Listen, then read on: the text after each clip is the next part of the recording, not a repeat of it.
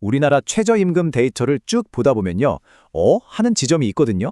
우리가 몰랐던 두 개의 이야기가 그 안에 숨어 있다는 거 혹시 아셨나요?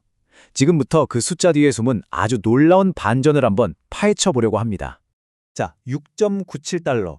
이 숫자를 딱 보시면 어떤 생각이 드세요? 이게 뭘 의미하는 숫자일까요? 이게 바로 2026년에 예상되는 우리나라 시간당 최저임금, 그걸 달러로 바꾼 액수예요. 네, 바로 이 숫자 하나에서 시작해서요. 지난 10년이 넘는 시간 동안에 아주 흥미로운 경제 이야기를 한번 따라가 볼게요. 바로 이 데이터가 오늘 이야기의 시작점이에요. 2012년부터 2026년까지의 변화가 쫙 담겨 있죠. 지금 다른 건 잠시 잊으시고요. 맨 위에 있는 2026년 줄만 한번 보실까요? 원화로는 13,020원. 그런데 달러로는 맞아요. 우리가 방금 봤던 바로 그 6.97달러가 딱 찍혀 있네요. 아니 근데 어떻게 해서 6.97달러라는 숫자가 나온 걸까요? 그 배경을 제대로 알려면 시간을 좀 거슬러 올라가야 해요. 우리 2012년부터 한번 차근차근 따라가 보죠. 자, 우선 첫 번째 이야기입니다. 우리나라 돈, 그러니까 원화를 기준으로 봤을 때 최저임금이 정말 얼마나 드라마틱하게 올랐는지부터 한번 볼게요. 여기 보세요. 2012년에 4,580원으로 시작했잖아요? 그러다가 쭉쭉 오르는 게 눈에 보이죠? 특히 2018년, 이때 한번 보세요. 와, 정말 가파르게 점프했죠? 그리고 마침내 2026년에는 그토록 말하던 꿈의 1만 원을 넘길 걸로 예상되고 있습니다. 이 성장세가 어느 정도냐면요. 이 숫자 하나로 딱 정리가 됩니다. 2012년부터 2026년 예상치까지 원화 기준으로만 따지면 최저임금이 무려 125% 넘게 오른 거예요. 정말 엄청난 상승세죠? 이렇게 원화 기준으로만 보면요. 와, 정말 꾸준히 발전해온 아주 긍정적인 이야기잖아요. 그런데 말이죠. 바로 여기에 오늘 이야기의 핵심적인 반전이 숨어 있습니다. 자, 이제부터가 진짜 본론입니다. 두 번째 이야기죠. 바로 원화로 볼 때와 미국 달러로 볼 때 그 가치가 어떻게 달라지는지에 대한 이야기예요.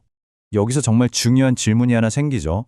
아니, 원화로 받는 돈은 분명히 늘고 있는데 왜 이걸 달러로만 바꾸면 가치가 오히려 뚝 떨어질 거라고 예상하는 걸까요? 이상하잖아요. 2024년이랑 2026년을 딱 놓고 비교해보면 이 미스터리가 금방 풀립니다. 자, 보세요. 원화 임금은 9,860원에서 1,320원으로 분명히 올랐어요. 이건 팩트죠. 그런데 문제는 바로 환율입니다. 같은 기간에 1달러를 사려면 1,289원이 필요했는데 2026년엔 1,481원이나 필요할 거라는 거예요. 돈의 가치가, 그러니까 원화의 힘이 약해질 거라는 전망 때문이죠. 뭐 여러 이유가 있겠지만요. 그러니까 바로 이 환율 때문에 달러로 바꾼 내 돈의 실제 가치는 오히려 7.65달러에서 6.97달러로 뚝 떨어지게 되는 겁니다. 그러니까 환율이라는 건 쉽게 말해서 돈과 돈 사이의 힘겨루기 같은 거예요.